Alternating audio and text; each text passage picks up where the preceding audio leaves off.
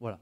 Un récapitulatif du chapitre 6 à 8 pour essayer de se rafraîchir un peu voilà, la mémoire, les faits sur ce qu'on a vu. Alors il faut regarder l'écran tout simplement. Voici ce qu'on a vu.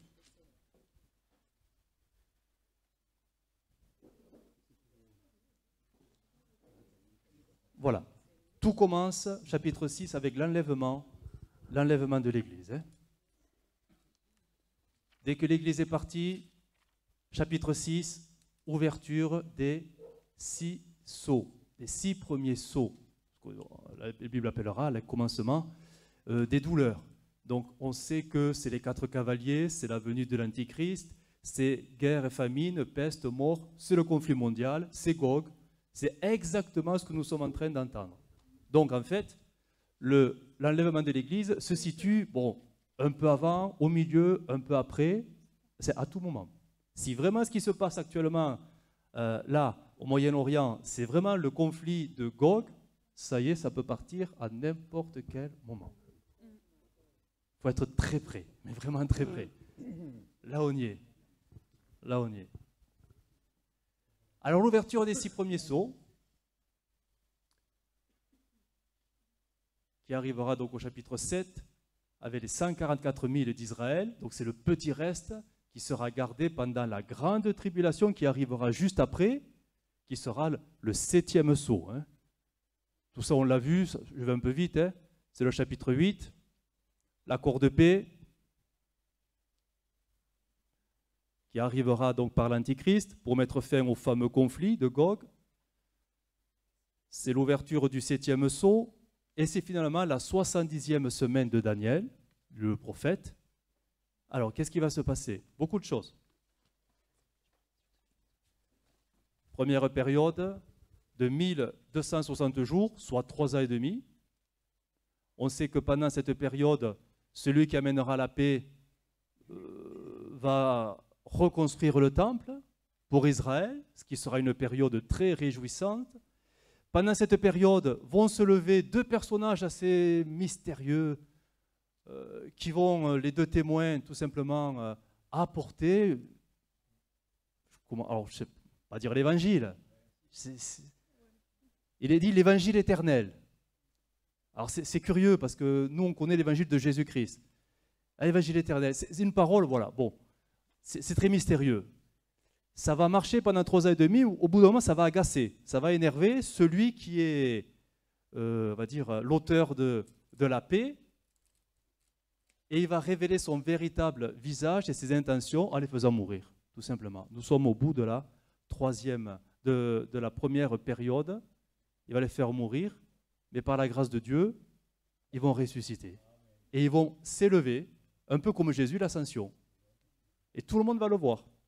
Sauf qu'à ce moment-là, l'Antichrist, qui a fait la paix, maintenant va faire la guerre et ouvrir les hostilités. L'Antichrist va profaner le temple qu'il a construit lui-même, etc. Et Jérusalem sera foulée aux pieds par les nations pendant la 2e période de 1260 jours. C'est la grande tribulation. Tout ça, on le verra en détail, en son temps. Ce qui est sûr, c'est que nous, on est là. On est par là. On ne sait pas trop si on a passé. On est par là. Mais tout ça, ça va aller très vite. Ça, c'est à peu près 3 ans et demi. C'est rien du tout. Pendant ces 3 ans et demi, il va se passer ce qu'on va voir ce soir. Les 7 trompettes du jugement, c'est-à-dire que c'est la colère de Dieu. Première trompette, c'est le tiers de la terre qui sera brûlé, le tiers de la mer changé en sang, le tiers des eaux qui vont devenir amères, le tiers de l'obscurité des astres. Ça, c'est le chapitre 8. Et on verra la prochaine fois le chapitre 9, qui est tout simplement la continuité avec les 3 dernières trompettes qui amèneront la grande tribulation. Tout ça, ce sont des jugements. C'est la terre qui est frappée. Je dis bien la terre, la création. On va le voir. Allez, on y va. Ça, c'est un peu le récapitulatif. Allez, on y va avec le premier chapitre. Le premier lecteur nous lit le premier écran, s'il te plaît. Vas-y. Lorsqu'enfin l'agneau brisa le 7e sceau, il se fit dans le ciel un silence profond qui sembla durer environ une demi-heure. Alors je vis les 7 anges qui se tiennent constamment devant Dieu, prêts à le servir. 7 trompettes leur furent données. Un autre ange survint et se plaça sur les marches de l'autel. Il portait un encensoir d'or. On lui remit beaucoup de parfums pour l'offrir, avec les prières de tous les chrétiens, sur l'autel d'or en face du trône. Merci. Tu donnes le micro à l'autre cercle. Voilà, quelqu'un.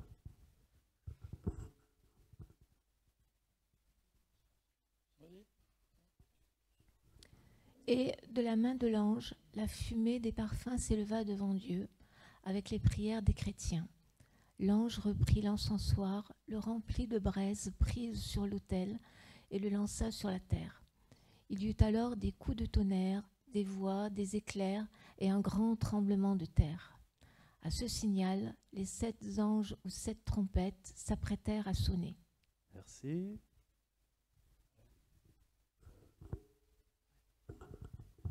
Le premier sonna de la trompette. Aussitôt de la grêle, mêlée de feu et de sang, s'abattit sur la terre. Le tiers de la terre fut brûlé. Le tiers des arbres et de toute plante verte fut consumé. Le deuxième ange sonna de la trompette. Une énorme masse incandescente, ressemblant à une montagne embrasée, fut projetée dans la mer. Le tiers de la mer devint rouge comme du sang. Le tiers des êtres vivants dans la mer périt, et le tiers des bateaux fut détruit. Merci.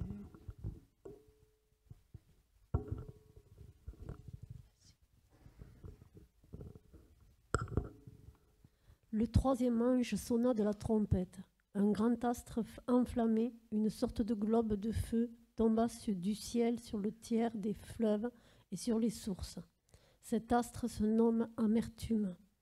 Le tiers des eaux devint amer comme l'absinthe, et beaucoup d'hommes moururent d'avoir bu ces eaux empoisonnées. Merci. Et la dernière. Le 4 ange sonna de la trompette. Le tiers du soleil, le ciel, le tiers de la lune et le tiers des étoiles furent atteints. Le tiers de leur lumière s'éteignit, la clarté du jour, comme celle de la nuit, diminua d'un tiers. À ce moment de ma vision, j'ai aperçu un aigle solitaire qui planait au zénith. Je l'ai entendu crier d'une voix puissante « Malheur, malheur, malheur à tous les habitants de la terre, à cause de ce qui arrivera lorsque les trompettes, les 3 derniers anges retentiront. » Amen. Alors, Philippe, tu peux éteindre les lumières, s'il te plaît? On va regarder une vidéo qui un peu récapitule un peu tout cela. Voilà. Elle va être courte, mais voilà, ça reprend en image un peu. Chapitre 8, versets 1 à 13. Livre d'Apocalypsis, Apocalypse. 7e sceau, annonce des 7 trompettes. Et quand il ouvrit le 7e sceau, il se fit dans le ciel un silence d'environ une demi-heure. Et je vis les 7 anges qui se tiennent devant Élohim, et 7 trompettes leur furent données. Et un autre ange vint et se tint devant l'autel, ayant un encensoir d'or. Et on lui donna beaucoup d'encens afin qu'il fournisse les prières de tous les saints, sur l'autel d'or qui est devant le trône. Et la fumée de l'encens monta avec les prières des saints de la main de l'ange devant Élohim. Et l'ange prit l'encensoir et le remplit du feu de l'autel, et le jeta sur la terre. Et il y eut des voix, et des tonnerres, et des éclairs, et un tremblement de terre. Et les 7 anges qui ont les 7 trompettes se préparèrent à sonner de la trompette. Première trompette, grêle et feu mêlés de sang. Et le premier ange sonna de la trompette. Et il y eut de la grêle et du feu mêlé de sang, et cela a été jeté sur la terre. Et le tiers des arbres fut brûlé, et toute herbe verte aussi fut brûlée. Deuxième trompette, la montagne embrassée. Et le second ange sonna de la trompette. Et quelque chose comme une grande montagne brûlante de feu fut jetée dans la mer.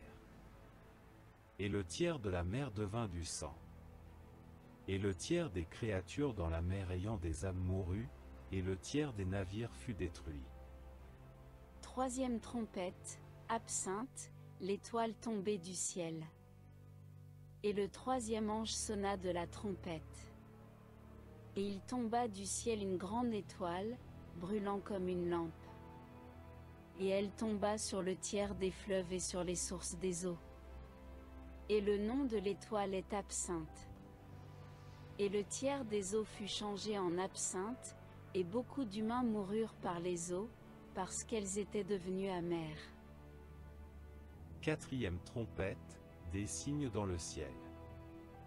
Et le quatrième ange sonna de la trompette, et le tiers du soleil fut frappé, et le tiers de la lune, et le tiers des étoiles, afin que le tiers en soit obscurci, et que le tiers du jour ne brille pas, et la nuit de même.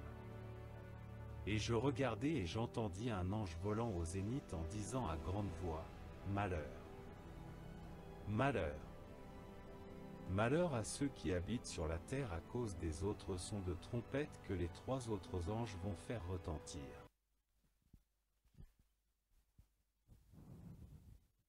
Voilà. Tu peux rallumer s'il te plaît? Voilà une vidéo qui présente en image un peu, qui illustre ce que ça peut donner, même si bon, on ne peut pas affirmer que les choses seront comme ça. Voilà, vous allez travailler un petit peu maintenant. Alors, c'est vraiment pas simple, hein. Ce soir, ça va être peut-être même déstabilisant pour certains, parce que la question, elle est celle-ci. Que représentent les 4 premières trompettes? C'est-à-dire, est-ce que c'est symbolique ou est-ce que c'est littéral?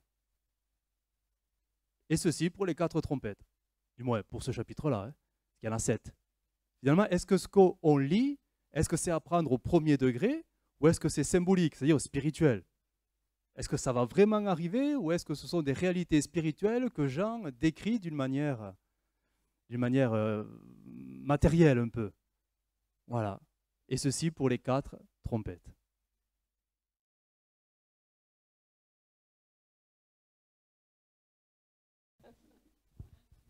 Voilà.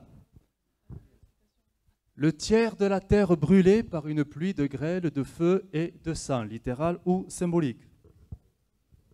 Littéral. Donc c'est possible, parce que Dieu peut tout faire. Un flot destructeur. Ce qui serait là, alors on va être plus précis, mais vous l'avez dit, c'est très bien, la 7e plaie d'Égypte. Donc c'est du déjà vu, mais c'était plus local, sauf que là c'est à plus grande échelle.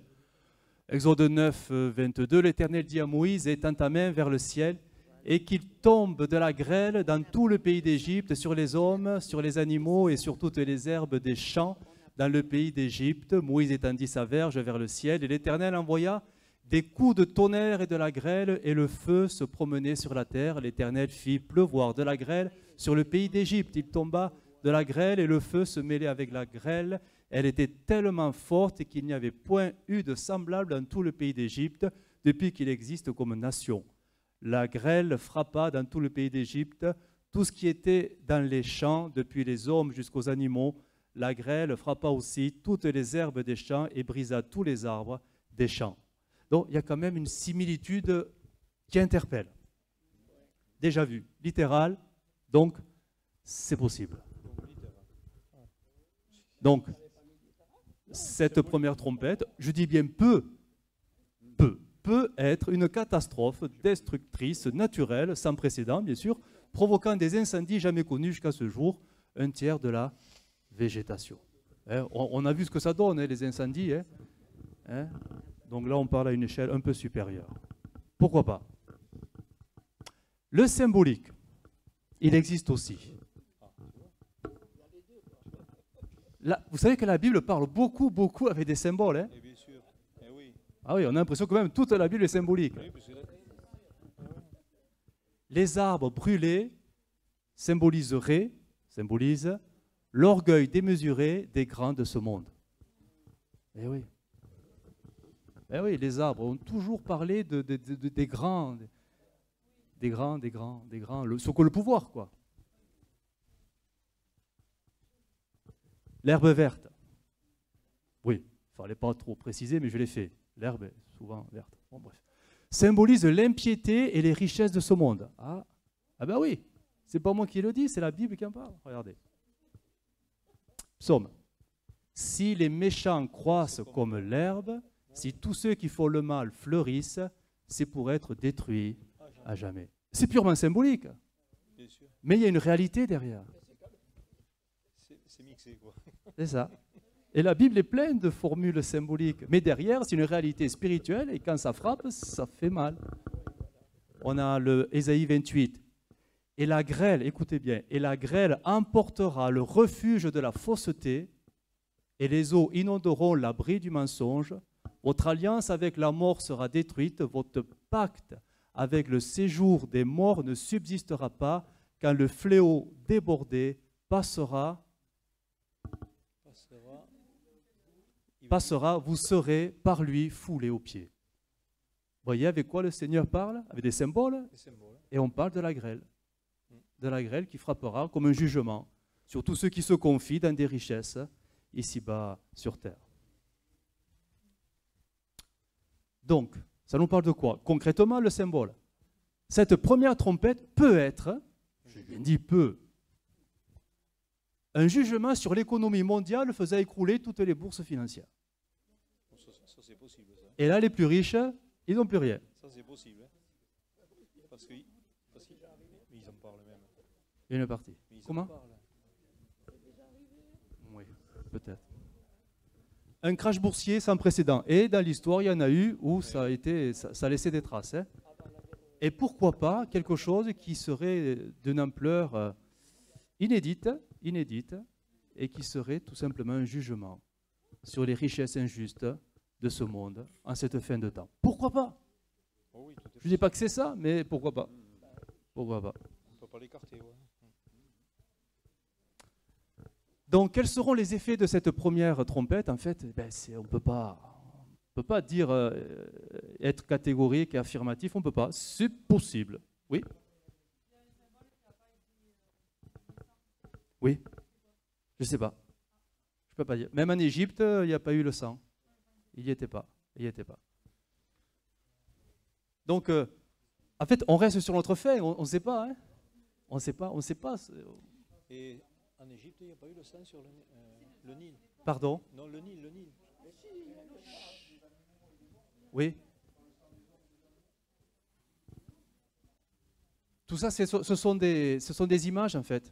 La grêle représenterait le jugement, les animaux, les arbres, tout ça représenterait, on va dire, les hommes, mais dans les diverses catégories. C'est très difficile. Hein. Comme on dit souvent que le peuple de Dieu, c'est des brebis, pourquoi pas? Et que les autres, c'est des boucs. C'est symbolique. Pourquoi pas? Tu ne ressembles pas à une brebis quand même. Il n'y a pas de réponse affirmative. C'est très. On ne maîtrise pas. Hein. Là, on n'est pas du tout dans la doctrine. Hein. On est dans la prophétie. Et la prophétie, ça ne se maîtrise pas. C'est pas arrivé. Voyons la deuxième trompette. Alors, deuxième trompette. On en est où là? Alors attends, je vais peut-être t'aider en te mettant celle-ci. Une grande montagne embrasée jetée dans la mer. Le tiers de la mer devient rouge sang. On y revient. Le tiers des animaux marins décimés et le tiers des navires détruits. Littéral ou symbolique? Alors, littéral. Les eaux changeaient ensemble. Du moins là, c'est plutôt la conséquence. C'est la première plaie d'Égypte. Aaron se leva la verge, Exode 7, 20, et il frappa les eaux qui étaient dans le fleuve sous les yeux de Pharaon et sous les yeux de ses serviteurs, et toutes les eaux du fleuve furent changées en sang. C'est vrai que l'on ne parle pas de la montagne qui tombe, mais de la conséquence où, parce que c'est tombé, tout est changé en sang. Les poissons qui étaient dans le fleuve périrent, le fleuve se corrompit, les Égyptiens ne pouvaient plus boire l'eau du fleuve et il y eut du sang dans tout le pays d'Égypte. Donc on voit que l'effet littéral, lui, il a déjà existé. Littéral, donc, la chute d'un astéroïde sur la Terre. C'est un, hein, c'est pas une. Hein. Un astéroïde. Un astéroïde. Alors là, on parle de quelque chose qui serait de l'ordre du... Alors, Ça s'appellerait un géocroiseur, c'est-à-dire d'un diamètre d'1 kilomètre, pour que ça fasse son effet, hein, qui frapperait la Terre, pour que les choses soient... Alors pourquoi on parle de ça? Parce qu'en fait, ces choses, ça existe autour de nous, mais on ne s'en rend pas compte. Hein. Oui, bien sûr. La NASA est très au fait là-dessus. Hein. On est déjà passé, oui. En 2018, il y a eu une alerte à confirmer l'approche d'une météorite géante. Alors on parle, voilà, hein, en collision avec la Terre, mais finalement est passé juste à côté. Donc tant mieux pour nous. Hein. En février 2013, alors là on ne parle pas d'un géocroiseur, mais d'un diamètre de 17 mètres, c'est pas mal quand même, hein, est rentré dans l'atmosphère au-dessus de la Russie, alors je vous passe le nom, un peu trop compliqué, pour finalement exploser à 30 km au-dessus du sol. Mais il est tombé, il est arrivé. C'est un petit, hein, mais bon, il vaut mieux pas être dessous quand même. Hein. Donc ça arrive, ces choses arrivent. La NASA confirme que presque une centaine d'astéroïdes passent tout près de la Terre chaque année. Et la science, alors on est d'accord ou pas, ça peu importe, mais quand même affirme que c'est une météorite, donc un astéroïde, qui est la cause de l'extinction des dinosaures il y a 66 millions d'années. Ça c'est pour l'anecdote. Comme quoi, ça serait quelque chose qui pourrait se répéter si nous croyons en ces théories, bien évidemment. Est-ce qu'on peut éteindre la lumière, s'il te plaît? Voici une petite vidéo, ce que ça pourrait donner.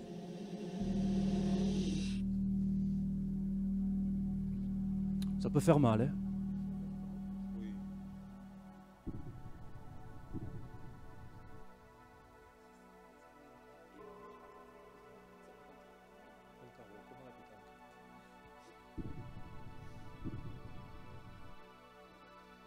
Ça fait drôle. Oui, ça fait drôle.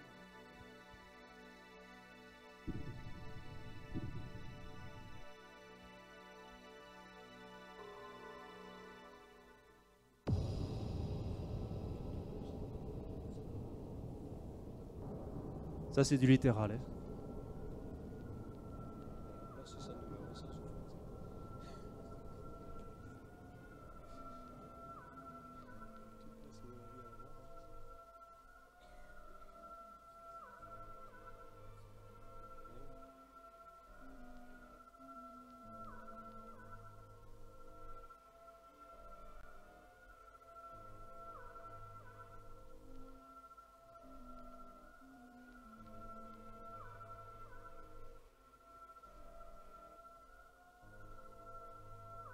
Ça part des images.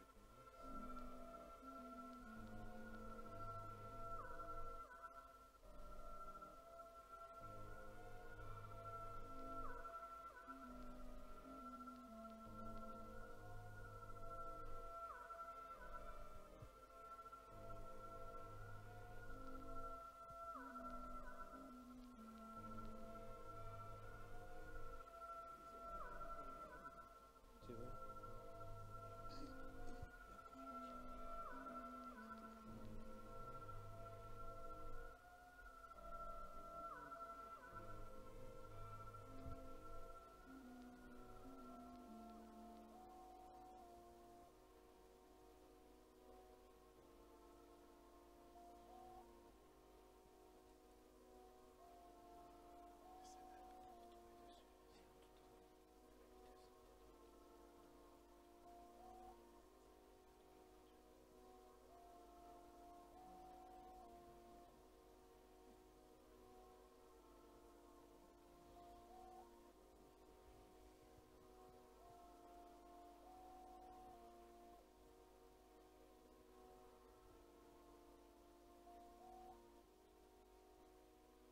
Une aussi belle planète.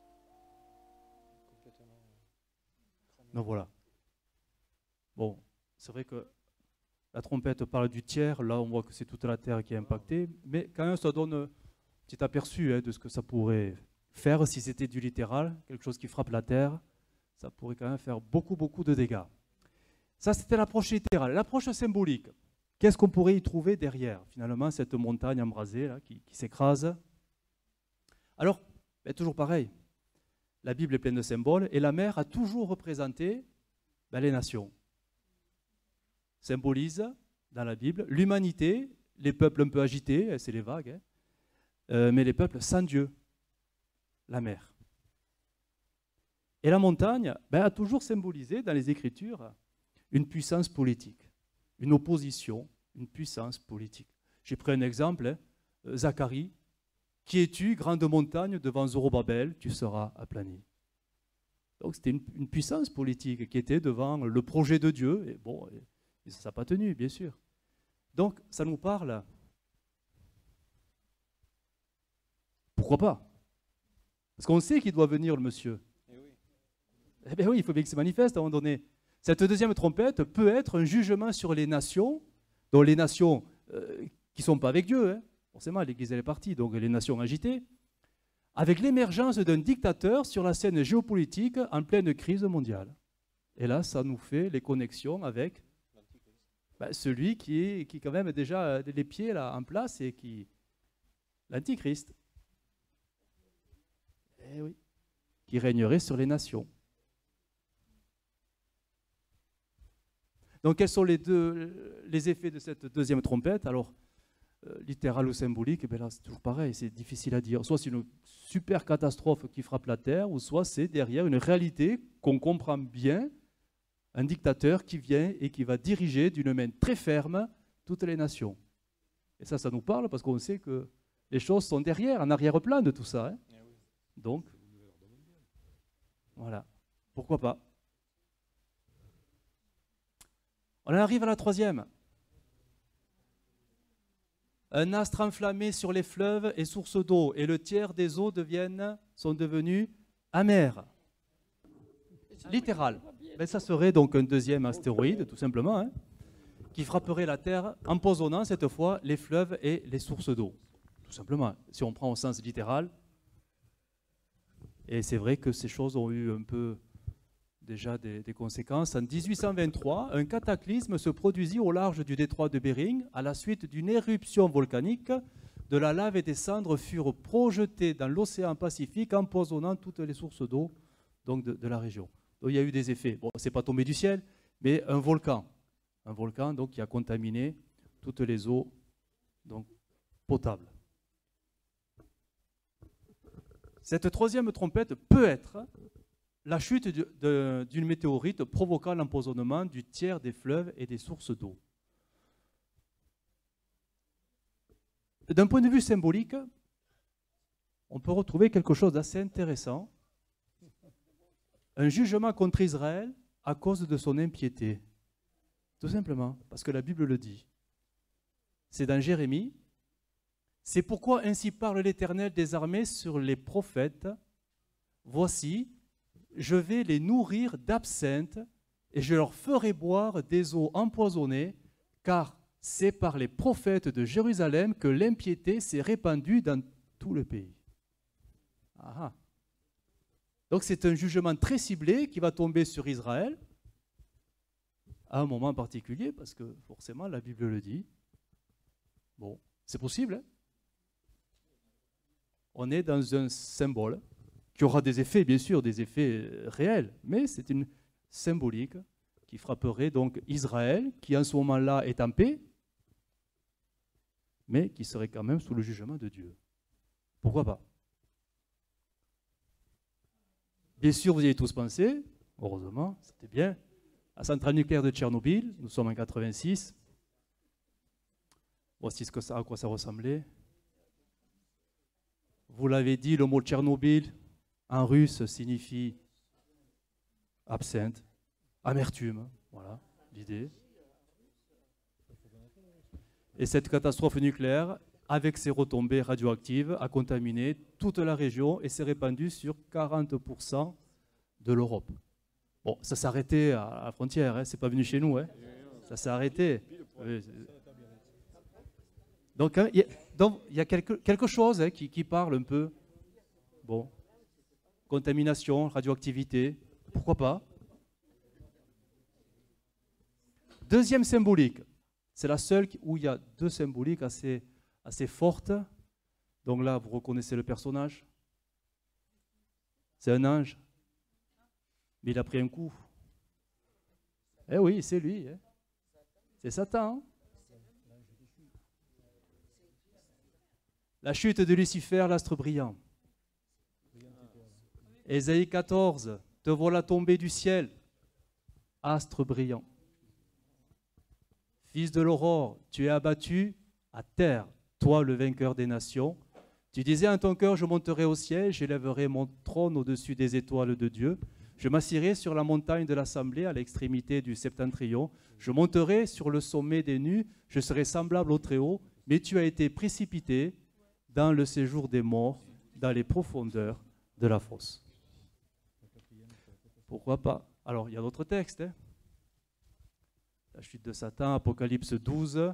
Il eut guerre dans le ciel, Michel et ses anges combattirent contre le dragon, et leur place ne fut plus trouvée dans le ciel, et il fut précipité, le grand dragon, le serpent ancien, appelé le diable et Satan, celui qui séduit toute la terre, il fut précipité sur la terre, et ses anges furent précipités avec lui. Pourquoi pas? Pourquoi pas? On sait qu'il va tomber sur la terre pendant cette période. Hein? Il va être précipité. Actuellement, il a un accès. Il est devant le trône de Dieu. Hein? Il nous accuse. Hein?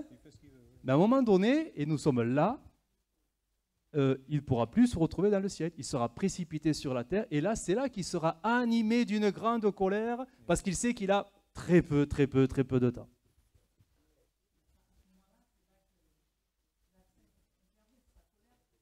Oui, c'est lui en fait.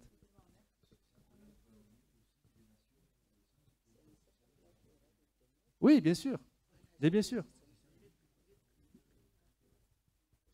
Et Luc 10, Jésus qui disait, je voyais Satan tomber du ciel comme un éclair.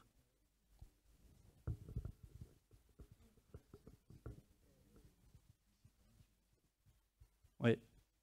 Cette troisième trompette peut être un jugement sur l'impiété d'Israël, pourquoi pas, ou la chute de Satan sur terre, comme annoncé dans la Bible, parce qu'il n'a pas encore été précipité sur la terre.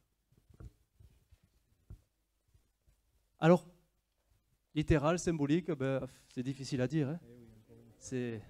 Chacun se positionne, bon, c'est très, voilà.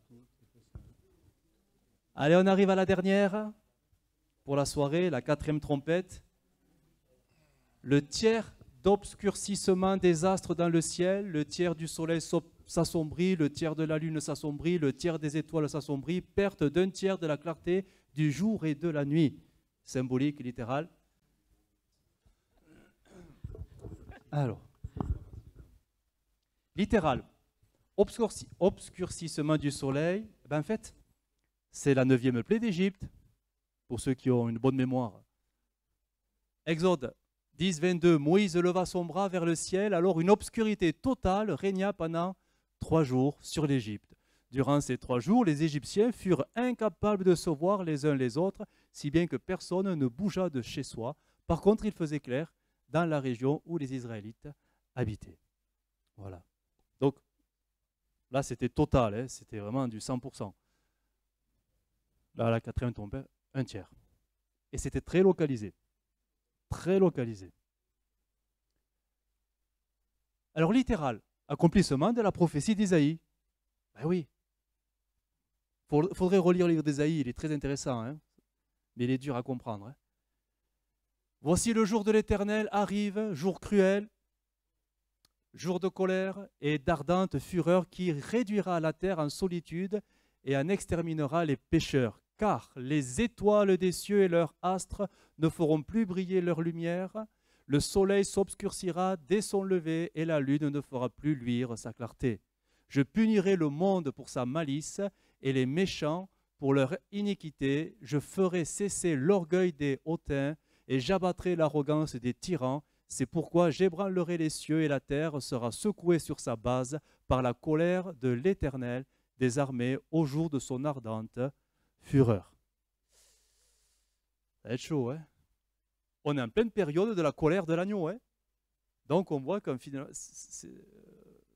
ça peut être très littéral, hein? Ça peut. C'est des jugements qui tombent sur les nations. Les Écritures annoncent un dérèglement des astres en plusieurs étapes, même en 4. Hein. 1. L'ouverture du 6e sceau. Ça, on l'a vu. À la 4e trompette, c'est ce soir. À la 5e coupe, c'est plus tard. Et au retour de Jésus sur le mont des Oliviers. Ça a été un peu mentionné dans un groupe. Alors, on va essayer de se rafraîchir la mémoire un peu. L'ouverture du 6e sceau, rappelez-vous, Apocalypse 6. Je regardais quand il ouvrit le 6e sceau et il eut un grand tremblement de terre. Le soleil devint noir comme un sac de crin. La lune entière devint comme du sang. Et les étoiles du ciel tombèrent sur la terre comme les figues vertes d'un figuier secoué par un vent violent. Donc ça a déjà eu lieu. Ouverture du 6e sceau. Donc déjà, les astres sont secoués, ça c'est sûr. Hein. La 5e coupe, c'est à venir. C'est pendant la 2e période de la tribulation. L'Antichrist, il est complètement révélé. On est vraiment dans un temps d'angoisse terrible. Apocalypse 16, le 5e ange versa sa coupe sur le trône de la bête et son royaume fut plongé dans l'obscurité. Les hommes se mordaient la langue de douleur. Ils insultèrent le Dieu du ciel à cause de leur douleur et de leurs plaies, mais ils ne se détournèrent pas de leurs mauvaises actions. Donc ça, c'est encore plus loin à venir. Et le point culminant, c'est au retour de Jésus sur le mont des Oliviers. Matthieu 24, « Quel sera le signe de ton avènement et de la fin du monde ? Vous entendrez parler de guerre et de bruit de guerre. Gardez-vous d'être troublés, car il faut que ces choses arrivent. Mais ce ne sera pas encore la fin.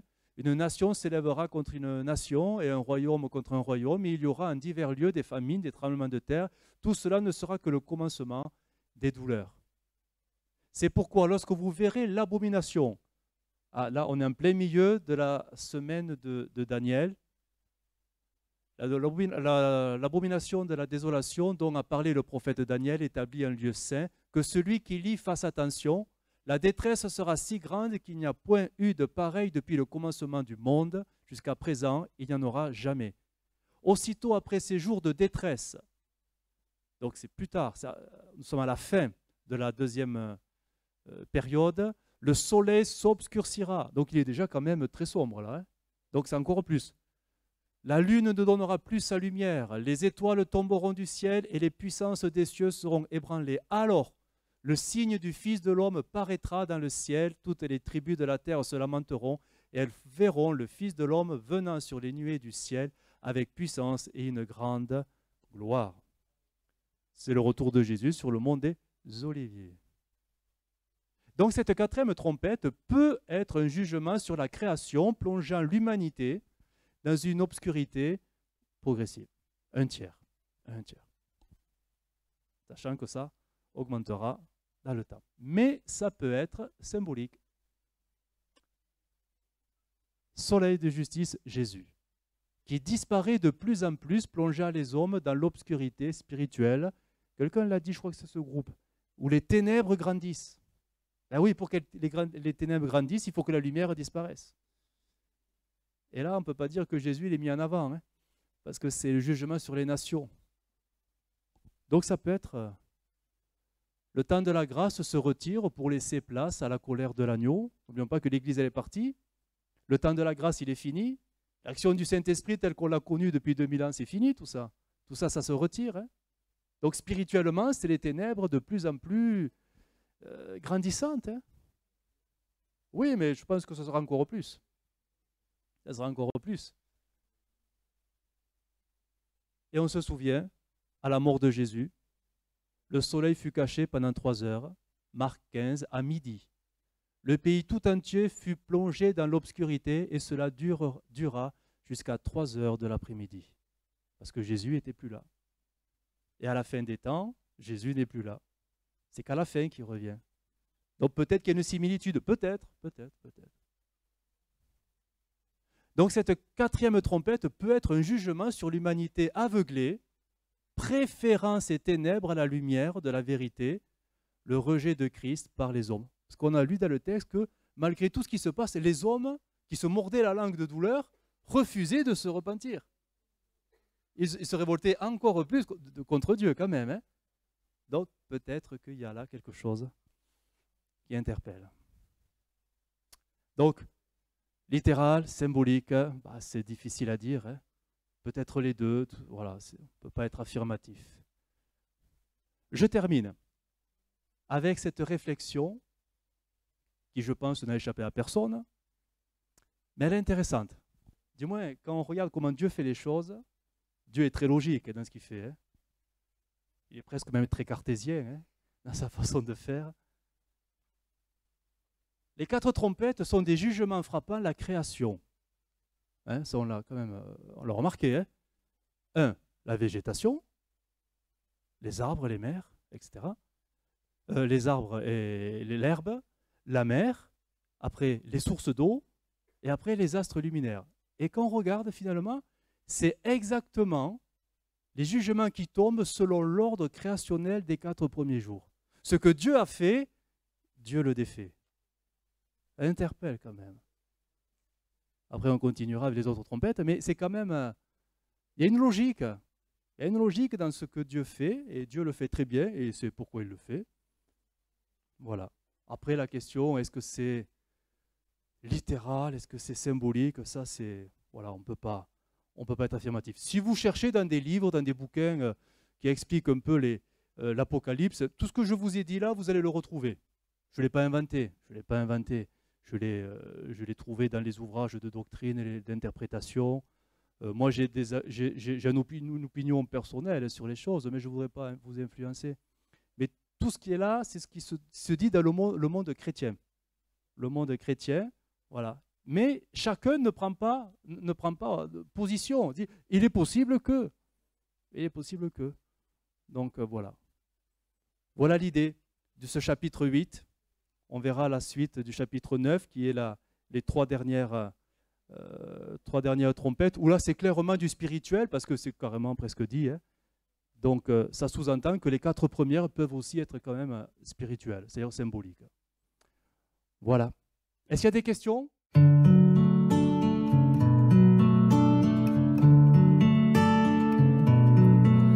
Well, I heard there was a secret chord that David played and it pleased the Lord, but you don't really care for music, do ya? Well, it goes like this, the 4th, the 5th, minor fall and major lift, the baffled king composing hallelujah, hallelujah, hallelujah, hallelujah,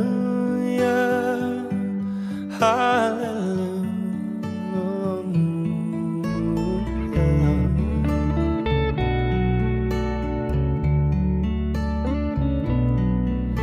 Well, your faith was strong, but you needed proof. You saw her bathing on the roof, her beauty in the moonlight overthrew you. She tied you to her kitchen chair, she broke your throat and she cut your hair in front